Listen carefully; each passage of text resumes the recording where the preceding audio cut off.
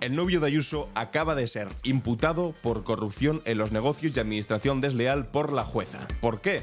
Por la sospechosa compra de una empresa, casualmente de la mujer de un directivo de Quirón, por $500,000, cuando la empresa simplemente tenía 2 máquinas de depilación usadas y un ordenador portátil del 2013. Huele que apesta, ¿no?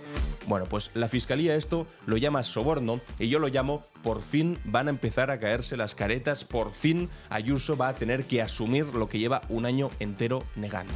Cuidadito con Lady Quirón, cuidadito con Alberto Quirón, que no lo llamo yo así, lo llama Miguel Ángel Rodríguez, su jefe de gabinete, al que le gusta tanto decir eso de no sé quién va pa'lante, no sé cuál va pa'lante. Pues el que ahora parece que va pa'lante es el novio de Ayuso. Pero eso no es lo relevante. Lo relevante es a quién se va a acabar llevando por delante. Porque esto tiene toda la pinta de que no acaba simplemente en el novio. No por casualidad, la Comunidad de Madrid que persigue su pareja tiene tantos vínculos con esa mole de la sanidad privada que es Quirón Prevención. Vamos a ver también cómo en el Congreso de los Diputados se ha aprobado la comisión de investigación sobre este asunto precisamente. Sobre todo el asunto del novio de Ayuso, de compra de mascarillas, de fraude fiscal, que al fin y al cabo es la historia de todos estos sinvergüenzas que se forraron en lo peor de la pandemia. Algunos al Partido Popular les encanta criticarlos, como a Koldo García, bienvenido sea, pero a otros los protegen hasta el extremo. Como por ejemplo con el novio de Ayuso, bueno, pues se le está acabando el chollo. El Partido Popular y Vox, ¿sabéis lo que acaban de hacer en el Parlamento Europeo? Vetar directamente, bloquear una comparecencia de víctimas de la DANA. Que no puedan hablar, no vaya a ser que expliquen lo que está pasando en Valencia. Y mientras tanto el Partido Popular en el resto del Estado, y a través de la dirección de Feijóo, que no sabe ni qué hace, está intentando parar los pactos del Partido Popular con Vox, que quieren replicar el pacto que se ha llevado a cabo con Mazón, al que por cierto le han salido grandes opositores, como por ejemplo Juanma Moreno en Andalucía, que ha rechazado ese pacto. Al mismo tiempo, Rueda de Galicia, que también ha dicho que no le gusta un pelo. Vamos a ver todos estos temas hoy, miércoles 19 de marzo, en Clave Barroso. Estás escuchando Clave Barroso, un podcast de Alan Barroso. Malas noticias hoy en Villa Quirón. Me refiero a la casa donde viven el novio de Ayuso con su estimada pareja.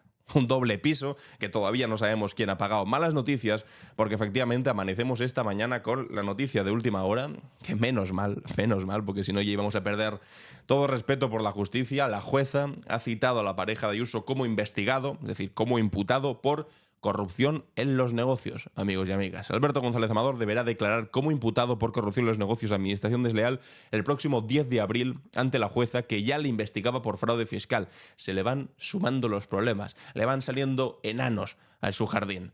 Le van saliendo cada vez más problemas y al final, como os decía, pues parece que el que va a ir para adelante es uno muy concreto. Después de todos los impedimentos, todas las cortinas de humo que han establecido para que hablásemos del fiscal general del Estado, de si un periodista que dijo no sé qué, que no sé cuánto, Miguel Ángel Rodríguez malmetiendo, diciendo que iban a titular y cerrar medios de comunicación, al final la verdad sale. Al final la verdad se impone. Y al final quien va a tener que caer, caerá. Porque esto ya era demasiado, era bochornoso. ¿Cómo que has defraudado 350.000 euros? Pretendes irte de rositas y además después, investigando sobre ese asunto, resulta que encontramos que compraste una empresa por $500,000. Curiosamente, a la mujer del directivo de Quirón que te ayudó a cobrar 2 millones de euros por comisiones de mascarillas y piensas que te vas a ir de rositas. Bueno, vamos a ver si hace alguna maniobra de estas de no, es que tengo un viaje justo el 10 de abril y no podré declarar. Bueno, se le complica este asunto. Porque sería ya la 6ª vez que va a tener que declarar y ya os digo, vamos a escuchar de una vez por todas, por fin, la voz del novio de Ayuso, que no le hemos escuchado. Hemos escuchado todas las voces, del fiscal general del Estado, a Miguel Ángel Rodríguez, a no sé cuántos periodistas del País, de la SER, del Mundo, de no sé qué, no sé cuántos, declarando delante de un juez y no hemos escuchado todavía la voz de este señor. Eso sí, le hemos visto darse golpes contra cámaras, hemos visto como Ayuso decía que habían agredido a su novio con una cámara, como que el presidente del gobierno me quiere matar y como, de hecho, todos le debíamos 600.000 euros a su novio. ¿Os acordáis? El delirio este que decía hace unos meses. Bueno, pues se ha acabado. Y ahora no sé por qué me da que Ayuso, una de dos, o las dos al mismo tiempo, va a salir de España una vez más, como este fin de semana que se fue corriendo a Londres para no tener que enfrentarse al asunto del documental de las 7.291 víctimas, o básicamente va a volver al discurso de yo a este señor no lo conozco de nada, es un particular. no tengo nada que ver. Bueno, nada que ver no, porque básicamente pusiste al servicio de su defensa a toda la Comunidad de Madrid, a todo el aparato de la Comunidad de Madrid, que es gobierno, que es ejecutivo, que son recursos públicos. ¿Cuánto cobra Miguel Ángel Rodríguez? 100.000 euros al año. Puesto al servicio de la defensa de este pedazo de sinvergüenza. Seguimos. La jueza que investiga a Alberto González Amador, escribe Pedro Águeda en el diario.es, ha citado al empresario como investigado en la pieza separada, porque eso otra, que abrió para indagar en nuevos presuntos delitos. La pareja de Ayuso deberá comparecer de nuevo en el juzgado el próximo 10 de abril en esta pieza que investiga si, además de los fraudes fiscales que reconoció González Amador, también habría cometido corrupción en los negocios y administración desleal dentro de su relación comercial con el presidente de Quirón Prevención, Fernando Cabino. La magistrada Inmaculada Iglesias adopta esta decisión después de que la Audiencia Provincial de Madrid rechazara el recurso de la defensa de González Amador en contra de la apertura de esta nueva investigación. Las operaciones económicas y jurídicas realizadas podrán o no tener el alcance que se reseña, pero la conclusión que corresponde debe llegarse tras la correspondiente investigación abierta, establecieron los jueces de la instancia superior. Tenía la esperanza, Alberto González Amador, o Alberto Quirón, mejor dicho, como lo tiene guardado Miguel Ángel Rodríguez, de que la Audiencia Provincial de Madrid no le permitiesen seguir investigando por ahí. Pero es que, claro, la Audiencia Provincial de Madrid igual le podía echar un cable en otras circunstancias. Pero es que en este caso, que es tan flagrantemente sospechoso, ahora vamos a explicarlo bien para que lo tengamos en la mente a lo que se va a enfrentar el novio de Ayuso y lo que es muy probable que ocurriese. Pero la Audiencia Provincial de Madrid no le pudo echar una mano y dijo, bueno, pues esto sí que tiene todo el sentido del mundo que se investigue y por lo tanto, ahora la jueza, con el aval de la Audiencia Provincial, dice, esto se va a investigar. Y tú eres, ¡pum!, imputado. O investigado, como se dice ahora. El pasado octubre, la jueza Inmaculada Iglesias abrió una pieza separada para investigar los posibles nuevos delitos cometidos por Alberto González Amador, que estarían recogidos en la inspección fiscal que se le realizó durante 2 años. Justo a tiempo para evitar un pacto con la Fiscalía y la Abogacía del Estado, la acusación popular que ejercen PSOE y Más Madrid presentó el 24 de junio, ya veis que las cosas van lentas, porque estamos en marzo ya, un escrito solicitando la ampliación de la investigación. La magistrada rechazó en un primer momento hacerlo, pero tras un recurso presentado ante ella por 2 partidos, lo reconsideró y abrió una pieza separada, aunque no por todos los delitos que apreciaban las acusaciones populares. Contra esa decisión de ampliar la investigación a una pieza separada, recurrió la defensa de González Amador ante la Sala de lo Penal, y ha sido su sección tercera la encargada de resolver. La Fiscalía, que hasta el mes pasado apoyaba un acuerdo con González Amador, propuesto por este, para ser condenado a 8 meses de cárcel y una multa que evitara el ingreso en prisión, cambió de opinión al tener que pronunciarse obligatoriamente sobre el recurso del investigado contra la ampliación de la investigación. La Fiscalía aprecia ahora un posible delito de corrupción en los negocios y pide que se investigue este y una ampliación del delito fiscal. Es que es más, está diciendo la Fiscalía que lo que ha hecho aquí podría ser un soborno. Y además, estaban dispuestos a llegar a un acuerdo con González Amador. Como te hemos pillado robando, vale. Vamos a hacer un pacto. Asumes 8 meses de cárcel y medio millón de euros de multa y te libras de la prisión. Claro, esto ya no lo puede hacer. Eso lo podía hacer si solamente tenía el delito de fraude fiscal, de haber defraudado los 350.000 euros. Pero es que ahora este delito, amigos y amigas, se le suma, es que mira que es torpe, el posible delito de corrupción en los negocios. Y ahí ya no hay pacto que le valga. La pieza separada permitiría entrar de lleno en la relación entre González Amador y el grupo Quirón. Además, que es el mayor contratista de la Comunidad de Madrid en materia de sanidad. Comunidad, bueno, hay que repetirlo, pero es que casualmente está gobernada por su novia. El Ministerio Público aprecia indicios del pago encubierto, esto es lo fundamental. Pago encubierto de una comisión de $500.000 de euros por parte de González Amador a la esposa del presidente de Quirón Prevención, sociedad perteneciente al gigante de la sanidad privada que recibe cientos de millones de contratos públicos de la Comunidad de Madrid cada año. El fiscal incluye en su escrito el término soborno. Amigos y amigas, es que esto huele fatal.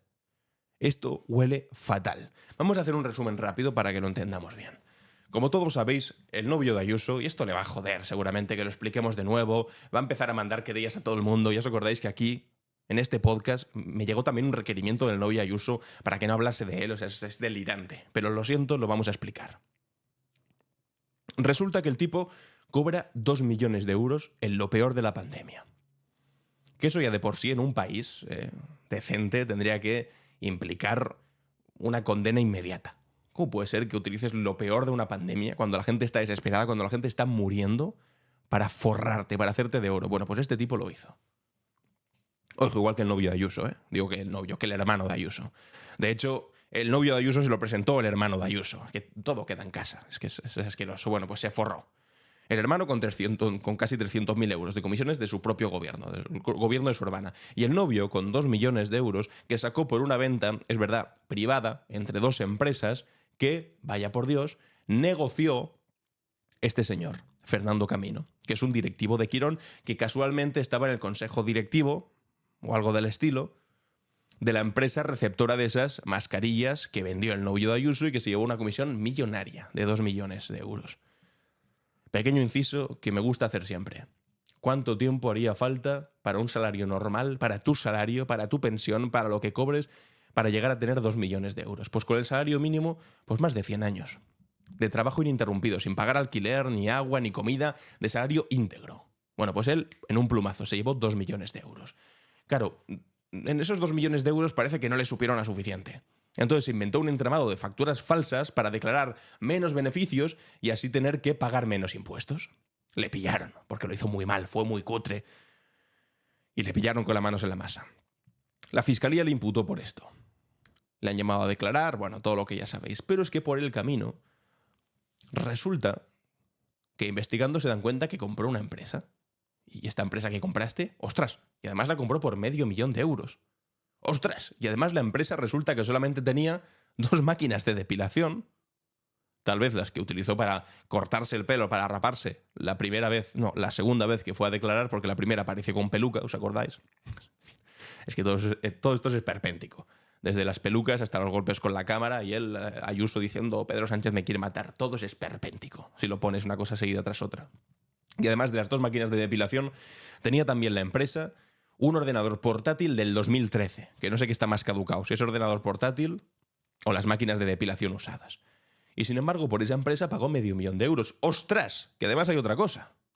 Y es que resulta que la empresa es de la mujer del directivo Fernando Camino, que es directivo de Quirón y al mismo tiempo consejero de la empresa que ha comprado esas mascarillas por un valor millonario. Normal que huela mal. Normal que se pida que se siga investigando, ¿no? No será, y aquí cada uno que una la línea de puntos como le apetezca, no será que cabe la posibilidad de que el directivo de Quirón le dijese, amigo, tengo un negocio redondo para ti. Vas a cobrar 2 millones de euros, pero por supuesto cuando lo cobres yo tengo que recibir algo a cambio. Le dijo el novio Ayuso, fantástico. 2 millones de euros, ¿quién será tan tonto de rechazarlos? Acepta eso, cobra 2 millones de euros por una transacción ridícula.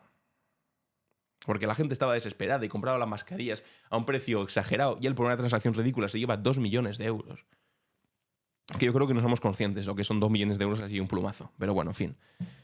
Y resulta que el directivo de Quirón dice, bueno, pero este negocio te lo he conseguido yo, me tienes que dar una parte, ¿no?, de lo que has cobrado. Y dice, bueno, vale, perfecto, ¿me haces factura? Yo te hago Bizum. No, esto no se puede hacer con Bizum. Y además también sería algo irregular, algo turbio, porque te he conseguido un contrato millonario siendo yo un directivo de una empresa que está también metida por en medio. En fin, lo hacemos de una manera diferente. ¿Cómo lo podemos hacer? Lo podemos hacer porque, bueno, pues resulta que aquí pues mi mujer tiene una empresa que además se llama Círculo de Belleza SL, que puedes comprar. Una empresa que no factura nada, factura 30.000 euros al año. Tiene un par de máquinas de depilación que las puedes usar si quieres, pero me la vas a pagar por medio millón, que esa sería la comisión encubierta. Compras una cosa, esto es como si yo te hago un trabajo a ti o me consigues algo y después te digo, bueno, y a cambio me compras este boli, pero me lo compras por medio millón de euros. Hombre, sería sospechoso. Pues esto es parecido, pero en lugar de un boli es una empresa. Y entonces es lo que, por eso, ha llamado a la Fiscalía posible soborno. Es decir, para devolverle ese favor. Es decir, turbio de narices y asqueroso a raudales. Forrarte de esta manera y además con esos negocios turbios por detrás. Si esto le sumas además, que es muy probable que no se quede ahí, y por eso tan nerviosos están desde el equipo de Ayuso, porque todo esto es con el espacio Quirón, que al mismo tiempo también han multiplicado su facturación con la Comunidad de Madrid, es decir, con la comunidad que preside su novia, y al mismo tiempo el novio Ayuso, además de estos negocios turbios, también ha multiplicado su facturación con este mismo grupo empresarial, curiosamente mientras es novio de esta señora. Huele fatal. Y si esto además le añades los dos áticos en los que vive de lujo, que no se sabe todavía ni de quién son, pero que disfrutan, etcétera, etcétera, pues ya el batiburrillo es tremendo. Ayuso, cuando además de decirlo de que a mi novio le han agredido con una cámara, dijo la tontería aquella de no, si es que quien sale más beneficiado de todo esto es Pedro Sánchez. No puedes tener más vergüenza. Bueno, aquí quien se beneficia, para empezar, es quien ha cobrado 2 millones de euros. Quien se beneficia, para continuar, es quien ha defraudado 350.000 euros. Y quien se beneficia, sobre todo, es quien disfruta de ese dinero. ¿Y quién lo disfruta? Además de lo evidente, de lo obvio, que es Alberto Quirón. Él lo disfruta, claro que sí. ¿Quién más lo disfruta? Pues no sé. Tal vez una persona que vive con él en su casa. Que vive con él tal vez en unos pisos que han sido pagados con ese dinero del fraude fiscal, o con ese dinero de las comisiones, o con dinero turbio. ¿Y quién es esa persona? Tú, Ayuso, eres tú. Tú vives en esos sitios. Tú disfrutas realmente. Ahora solo faltaría que fuese culpa del malvado Pedro Sánchez. Que con una pistola se lo hubiese obligado al novio Ayuso. Por favor, cobra 2 millones de euros. Defrauda 350.000. Nadie le obligó. Lo hizo porque quiso. Porque quiso no. Porque en ese momento de avaricia, de codicia, dijo, voy a cobrar lo máximo posible, mientras la gente moría. Que es básicamente lo que le dijo Pablo Casado y lo que le costó el puesto. Lo de si es normal que mientras morían cada día 700 personas, el hermano de Ayuso estuviese cobrando 300.000 euros del propio gobierno de su hermana. Bueno, le costó el puesto. Una portadita de ABC, como le ha pasado a Mazón. Pablo Casado debe irse. Igual que han hecho ahora, Mazón debe irse. Pero es que a Pablo Casado se lo cargaron de verdad. Porque Ayuso, bueno, pues cuando se trata de cosas de corrupción, ya sabéis que el Partido Popular igual mueve un poco más el culo con tal de que no salpique al resto, porque todos están metidos en chanchullos. Pero, sin embargo, con este asunto, hombre, claro, si es contra Ayuso, Feijóo no se va a atrever, evidentemente, si no se atreve ni con Mazón, carajo. Bueno, por fortuna sí que hay otra gente que se atreve, y por eso la comisión de investigación del novio Ayuso en el Congreso de los Diputados se ha aprobado. Va a salir adelante y se va a poner en marcha finalmente después del verano. Las comisiones de investigación hoy se ratifica por la mesa, es decir, entra, digamos, se inician los trámites, luego se vota en el Pleno del Congreso de los Diputados. Trabajaremos para que tenga una mayoría amplia y luego va por cuestiones de cupo, un poco similar a la cuestión de las leyes. Nosotros sí que no creemos que pueda entrar en este periodo de sesiones, pero sí que vamos a intentar en el seno de sumar. Entendemos que Compromís ahora mismo tiene una prioridad por la cuestión de la Dana, pero no queremos dejar de llevar esta comisión al menos en el siguiente periodo de sesiones. Y efectivamente, pues se ha acabado aprobando en la mesa del Congreso de los Diputados, se ha aceptado, ha habido mayoría suficiente para que no en este, sino en el siguiente periodo de sesiones, es decir, después del verano, se active esta comisión. ¿Qué diréis? ¿Es muy tarde? Sí, yo preferiría que fuese ya mañana, pero también os digo una cosa. No es tan tarde viendo los tiempos judiciales, porque que todo esto empezó ya hace un año. Hace un año, amigos. Ya se ha cumplido un año de que todo estalló con el asunto del novio de Ayuso y ni siquiera le hemos escuchado la voz. Yo sinceramente tengo ganas de ver ese cara a cara, por ejemplo, entre Gabriel Rufián y el novio de Ayuso hablando sobre compras de mascarillas en lo peor de la pandemia. Quiero verlo y creo que es de justicia verlo, que lo vea el pueblo. O sea, que tiene que ir por una parte en lo judicial, por supuesto que sí, porque tiene que dar la cara, pero por el otro lado tiene que ir también en lo político. Porque esto no es simplemente una cuestión que se quede en si se hizo bien o no se hizo bien jurídicamente, no. Esto es una cosa que tiene que ver con la moral y con lo político. Y con políticos que han estado defendiendo a este señor, a un tipo que cobró 2 millones de euros de comisiones, lo peor de la pandemia. Un jefe de gabinete que es Miguel Ángel Rodríguez, que también tendrá que declarar que ha mentido descaradamente, que después ha reconocido que ha mentido para intentar encubrirle. El número 2 de Ayuso, Alfonso Serrano, que también mintió, que hay fotografías reunido con él, con el novio de Ayuso, cuando simplemente era un particular para intentar defenderle todo un aparato del Estado de la Comunidad de Madrid puesto a su servicio. Tiene que declarar mucha gente ahí. Y hay mucha gente que se tiene que retratar. Porque una cosa que te indigna con Koldo García, que es normal que te indigne, porque es vergonzoso lo que hizo Koldo García, no te indigna cuando lo hace el novio de Ayuso, o el hermano de Ayuso, o cualquiera de esos entornos. No solamente es que no te indigne, es que no movéis un dedo. El portavoz del gobierno de Ayuso decía, qué asqueroso que hubiese gente que cobrase tanto dinero por mascarillas y lo peor de la pandemia. Lo decía hace unos meses cuando salió de Koldo. Y es como portavoz. No tienes vergüenza, o sobre todo igual lo que tienes es ánimo de mantener tu puesto. Porque si te da tanto asco gente que cobrase por mascarillas y lo peor de la pandemia, es que simplemente tienes que mirar a tu lado. ¿Quién se sienta a tu lado? Ayuso. Y toda su gente cobraba comisiones. Su hermano, pero es que además de su hermano es su novio. En fin, amigos, van pa'lante. Y la cosa, como os decía antes, es a quién se van a llevar por delante. Mientras tanto, el Partido Popular y la ultraderecha pues siguen con su senda de la miseria moral, de echarle la culpa de la Dana al Pacto Verde Europeo y al dogmatismo climático y a los inmigrantes malvados. Y ahora, además, rizan el rizo, retuercen todavía más la tuerca y resulta que bloquean la comparecencia de las víctimas de la Dana en el Parlamento Europeo. Los de Alberto Núñez Feijóo se alían con la extrema derecha para impedir una misión de la Eurocámara a Valencia mientras sacan adelante un viaje a Canarias por la crisis migratoria. Es que no quieren que se hable de esto, no quieren que se conozca. Sobre todo, tened en cuenta, porque se va a celebrar el Congreso del Partido Popular Europeo en Valencia y no quieren que sepan lo que se está cociendo en la Comunidad Valenciana antes de que lleguen, porque como se enteren igual ni siquiera van.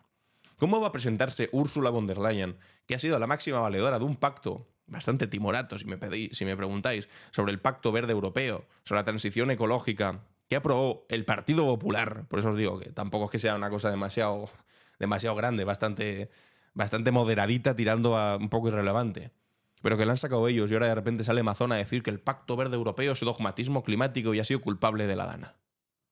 ¿Cómo va a sentarse ahora Ursula von der Leyen al lado de Mazón? ¿Qué es lo que pretende Feijóo con el Congreso Popular que han hecho en Valencia del partido, que van a hacer en Valencia del Partido Popular Europeo? Les va a salir mal, por eso quieren distanciarse lo máximo posible, que no se enteren de lo que está ocurriendo ahí, porque es que pueden rodar cabezas, amigos, pueden rodar cabezas. Mientras tanto, pues bueno, sigue lo de siempre, este reguero de imputaciones que va a seguir cayendo hasta la imputación final, que tiene que ser la de Carlos Mazón. El número 2 de emergencias de Mazón, imputado por la Dana, alega que nadie del 112 avisó al CECOPI, pese a estar en el edificio de al lado. Y pese a llegar más alarmas que nunca al 112, que es una competencia autonómica. Es decir, ahora se van a empezar a echar las culpas entre ellos. No, el 112 no avisó. Bueno, el 112 es competencia autonómica.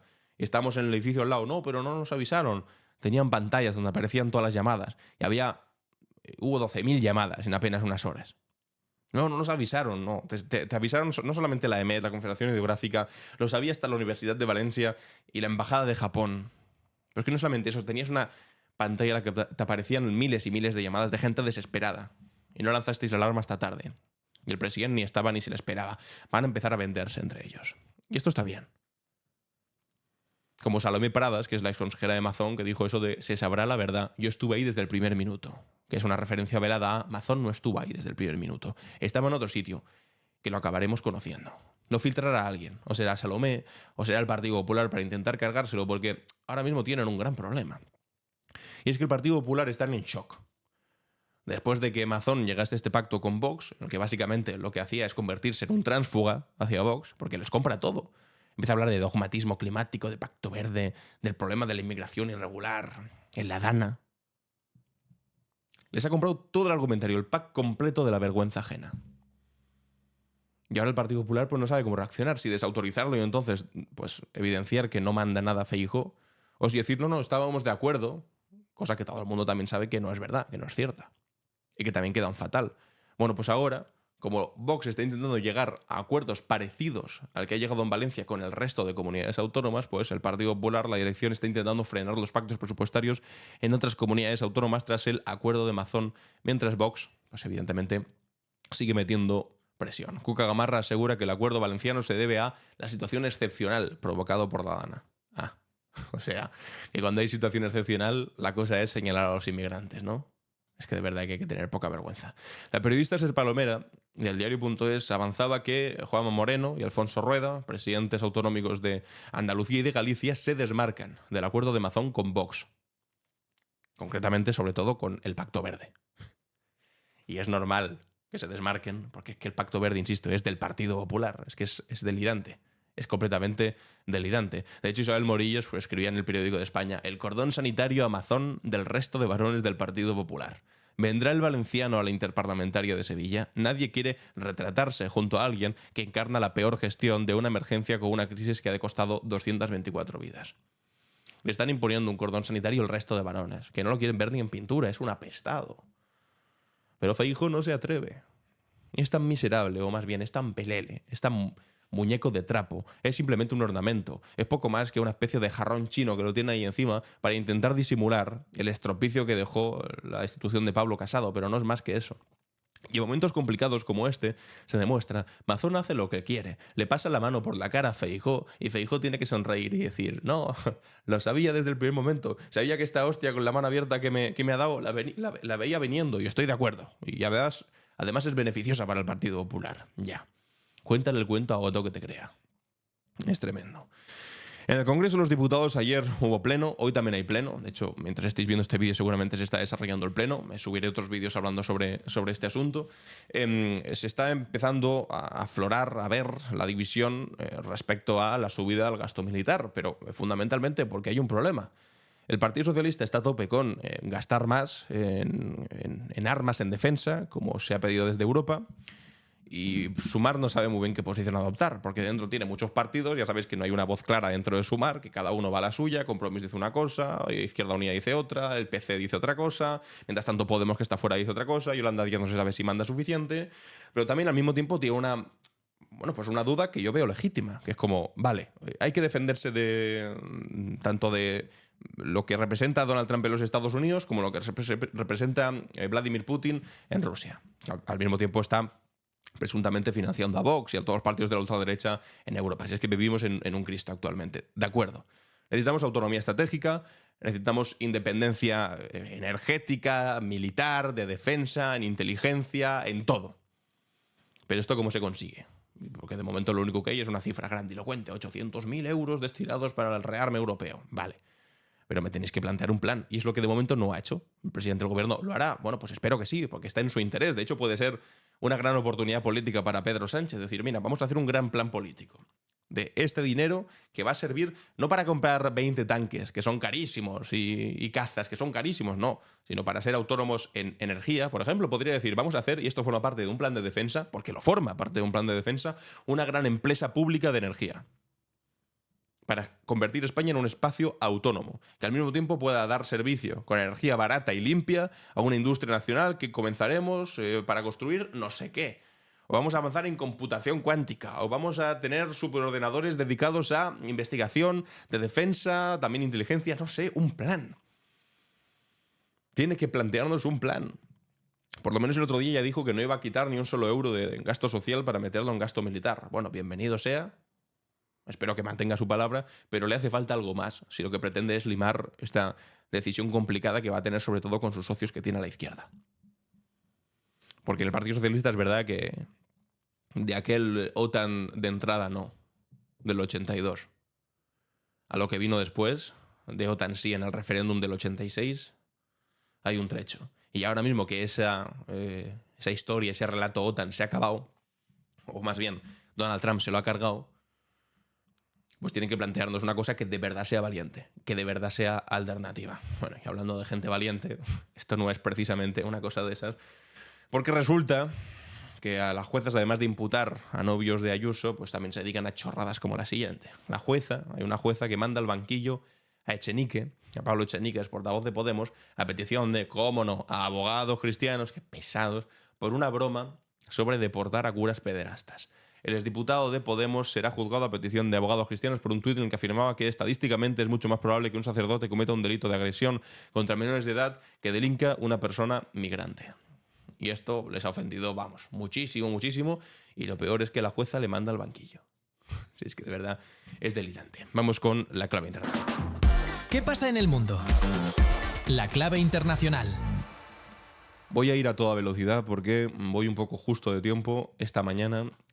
Pero no quería pasar sin hablar de lo que ha ocurrido en el Parlamento húngaro. Como veis, la oposición ha encendido unas bengalas porque resulta que el gobierno del Fidesz, que es el partido ultraderechista de Viktor Orbán, que insisto, está dentro de la Unión Europea, pero que al mismo tiempo es de los mejores amigos que tiene Putin dentro de la Unión Europea, y por cierto también de los mejores amigos que tiene Santiago Abascal, lo trajo hace poco a España. De hecho, el préstamo con el que ha financiado su última campaña electoral lo sacó de un banco estatal húngaro. de un banco estatal húngaro, estos que van tan de patriotas, soberanía, no sé qué, bla, bla, bla, sacan su dinero y se financian a través de un banco estatal húngaro, resulta que han votado en su parlamento que se prohíban las reuniones que promuevan o exhiban cambio de sexo o homosexualidad. La reforma ha sido aprobada por 136 votos a favor, tiene muchísima mayoría en el Parlamento húngaro, 27 en contra y 36 no han votado. La oposición ha sacado pues eso, unas bengalas. El gobierno de Orbán lleva 15 años atacando progresivamente los derechos de la comunidad LGTBI. Y básicamente lo que implica esto es la prohibición de facto de la celebración del orgullo LGTBI. Que en el resto de Hungría lo tenía un poco más complicado, pero que por lo menos en la capital, en Budapest, que sí que es gobernada por fuerzas más progresistas y es un poco más abierta, más tolerante, pues también le van a imponer la prohibición de una cosa que es un derecho humano básico, que no te puedan discriminar por tus gustos sexuales y que no puedan impedir ningún tipo de celebración. Bueno, pues en este caso van a prohibir el orgullo LGTBI. Y esto es el sueño húmedo de la ultraderecha española, también de la ultraderecha rusa, que ya lo hace, pero es la aplicación de la forma de pensar de Vladimir Putin al resto de Europa. Putin, evidentemente, en Rusia tiene prohibido también el orgullo LGTBI. Y aquí es lo que le encantaría hacer también a Santiago Abascal. Pero por fortuna forma parte ya de uno de nuestros orgullos nacionales, el haber sido uno de los primeros países del mundo, con Zapatero a la cabeza, y Cerolo, que el otro día se metía un juez con Cerolo, en fin, con Zapatero a la cabeza, que aprobó el matrimonio igualitario y que tenemos uno de los orgullos también más potentes. A pesar de que el alcalde ahora de Madrid también lo rechace. Es que hay una unión entre toda la ultraderecha mundial de odio a gente simplemente por odiar lo que representan o lo que son, que es completamente demencial. Bueno, ayer se reunieron finalmente Trump y Putin y la reunión tampoco fue cosa demasiado excepcional, demasiado espectacular, sobre todo en sus consecuencias. En la reunión sí, la verdad que la reunión sí que era importante porque era al fin y al cabo los dos mandamases de dos países superpotencias pactándose la repartición del mundo, como si esto fuese una especie de imperialismo moderno, pero el único resultado de la reunión fue esto: pactaron 30 días sin ataques a objetivos energéticos e infraestructuras en Ucrania. Los mandatarios acuerdan intercambios de prisioneros y crear grupos de trabajo para negociar el fin de la guerra sin el alto al fuego general que reclamaba el gobierno de Volodymyr Zelensky. Es decir, van a seguir cayendo bombas y tiros, pero por lo menos no van a ir contra objetivos energéticos. Y mientras tanto, lo que hacen los equipos tanto de Trump como de Putin es coger escuadra y cartabón y decir que te quedas tú, que me quedo yo. Tú explotas las tierras raras, yo me quedo con el Donbass, tú te quedas con tal, yo me quedo con cual. El imperialismo moderno. ¿Estaba invitado el gobierno de Ucrania para hablar de esto? No. ¿Estaba invitada la Unión Europea para ver cómo puede afectar el equilibrio de poder europeo? No. Estaba Trump, estaba Putin y estaban sus respectivos equipos. Mientras tanto, pues Netanyahu, ya sabéis, os lo dije ayer, ha cometido otra infamia asquerosa y aprovecha el respaldo de Trump para renovar la masacre de palestinos en Gaza. Ayer os dije que 300 personas asesinadas. Bueno, pues ya van 400 en un solo día, en una sola jornada, de las cuales pues hay una gran cantidad de niños. Casi 150 niños. Niños. Es que esto lo veremos en el futuro y se nos caerá la cara de vergüenza. ¿Cómo permitimos esto? Y sobre todo, además, porque se explica por una especie de desesperación de intentar salvar el culo por parte de Netanyahu. Netanyahu hunde el alto al fuego para apuntalar su supervivencia política. El primer ministro israelí garantiza la estabilidad de la coalición con una oleada masiva de bombardeos que culmina 2 meses boicoteando el acuerdo de tregua con Hamas. Resulta que se le había ido la parte de la extrema derecha del gobierno. Se habían salido porque decían que no aceptaban el alto al fuego, que querían arrasar con Gaza. Pero claro, se impuso este acuerdo de alto al fuego, muy necesario para aliviar a una población que es que, de verdad, es que es asqueroso. El sufrimiento al que les están sometiendo a población civil, es que es delirante, de verdad, se me pone hasta mal cuerpo. Pero resulta que ahora, pues de repente, Netanyahu necesita otra vez a esa extrema derecha, no, porque él ya es de extrema derecha, pero a la extremísima derecha, y entonces, para ayudarles a facilitarles el paso de entrar de nuevo en su gobierno y que le aprueben los presupuestos, ha tenido que simplemente cambiar un apoyo político, parlamentario, por un apoyo por muertes, por vidas. ¿Os parecen bien 400 vidas? Sí, y han vuelto al gobierno, la extrema derecha israelí. De verdad que es lo más asqueroso que te puedes echar en cara. Vamos con la cápsula del tiempo. ¿Qué es lo que ocurrió un día como hoy? La cápsula del tiempo. En clave Barroso. Comenzamos nuestro recorrido de hoy en Cádiz, un 19 de marzo de 1812. En esta ciudad, asediada por las tropas napoleónicas en plena guerra de independencia, se promulgaba la primera Constitución española, conocida popularmente como la Pepa, por coincidir con la festividad de San José. Este documento, aunque imperfecto desde nuestra mirada actual, representó un salto revolucionario en su época, enfrentándose directamente al absolutismo monárquico que había imperado durante siglos. La Constitución de 1812 establecía por primera vez en España principios fundamentales como la soberanía nacional, la división de poderes y ciertas libertades civiles. El artículo 3 dejaba claro que la soberanía reside esencialmente en la nación, rompiendo así con siglos de poder absoluto en manos de los monarcas. Antes el país era simplemente una pertenencia personal y ahora empezaba a ser efectivamente una patria. Esta declaración era una bomba política en la Europa de su tiempo, donde predominaban los regímenes absolutistas. La Constitución de 1812 tuvo un impacto que trascendió las fronteras españolas. Se convirtió en modelo e inspiración para los movimientos liberales y constitucionalistas no solo en Europa, sino también en las nacientes repúblicas latinoamericanas. Su influencia se dejó sentir en los procesos constitucionales de Portugal, de Italia, de Noruega y en varios países de América Latina.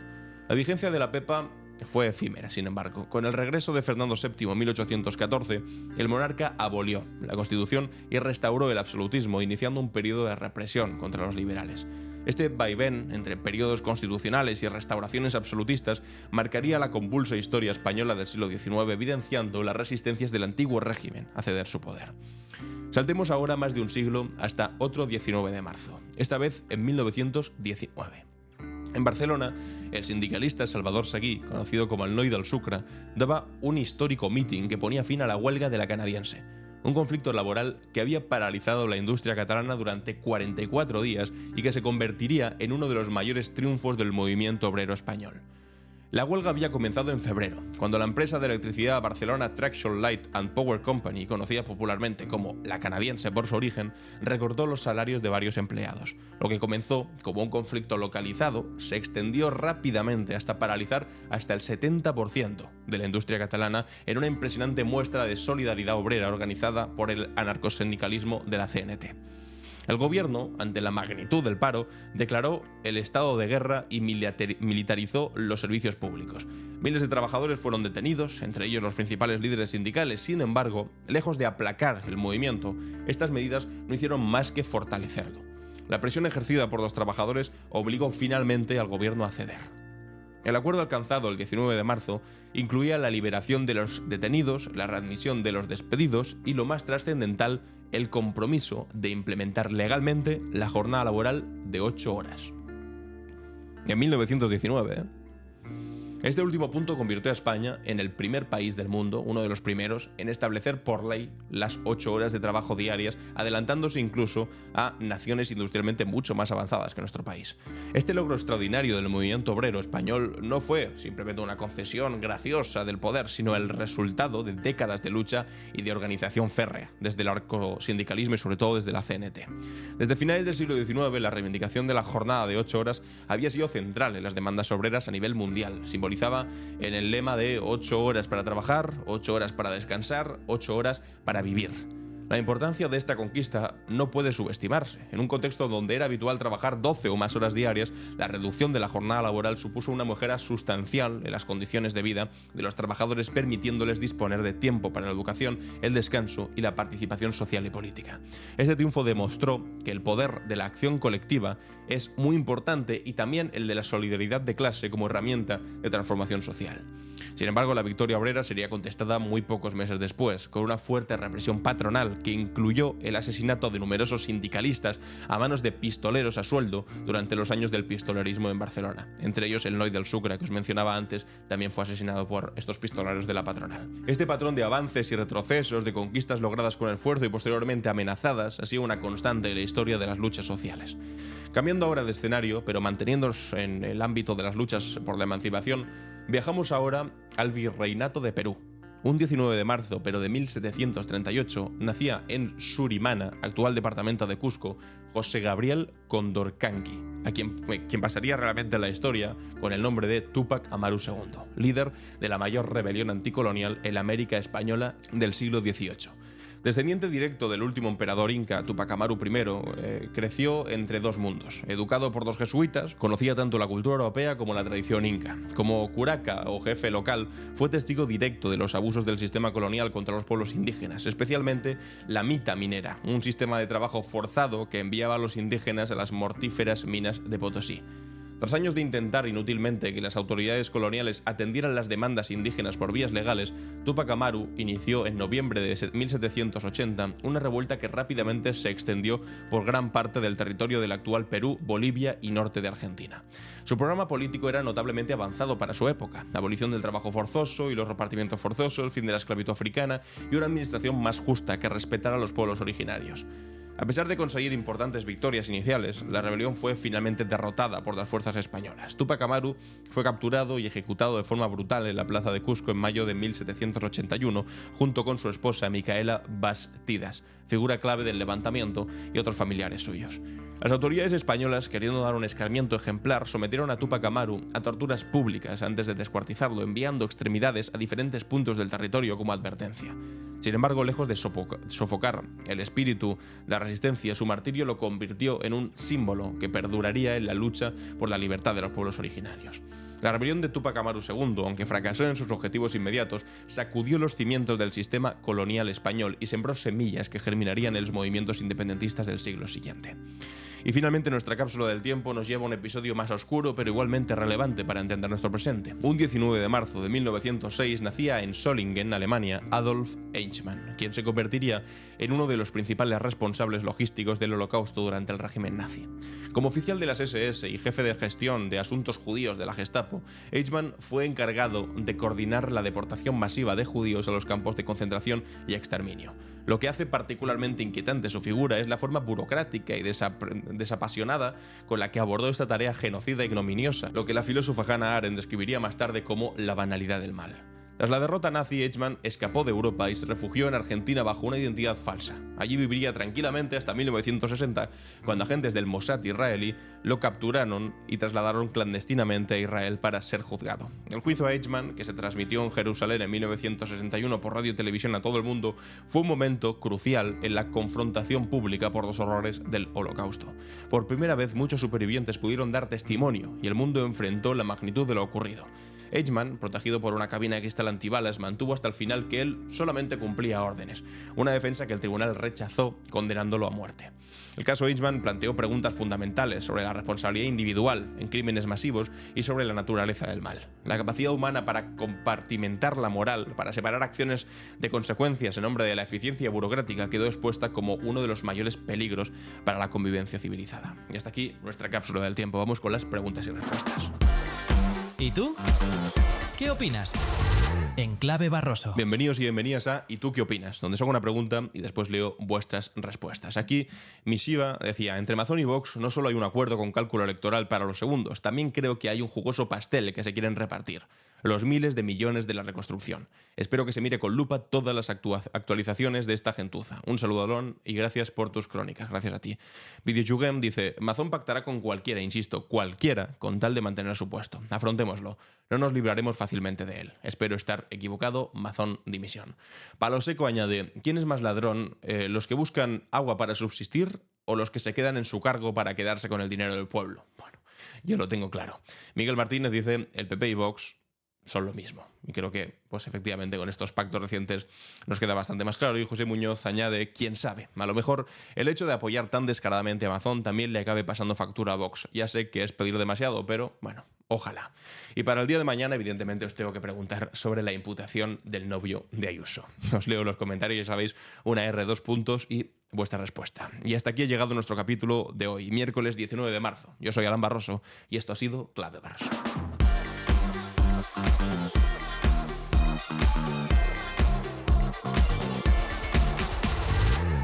En Clave Barroso.